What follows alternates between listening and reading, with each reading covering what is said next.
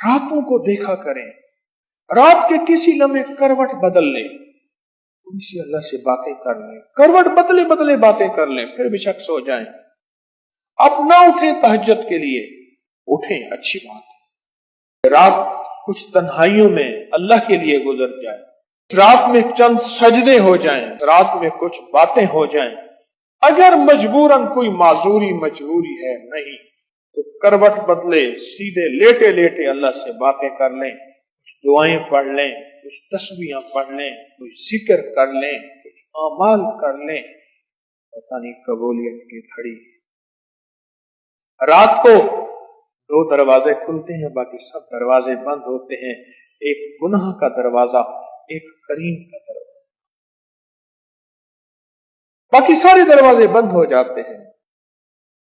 क्या पता कोई ऐसा बंदा हो जो अल्लाह से मांग रहा हो, सिसक बिलक बिलक मांग रहा हो। और अगर आपके घर के करीब कोई मस्जिद हो, आपके घर के करीब कोई मस्जिद हो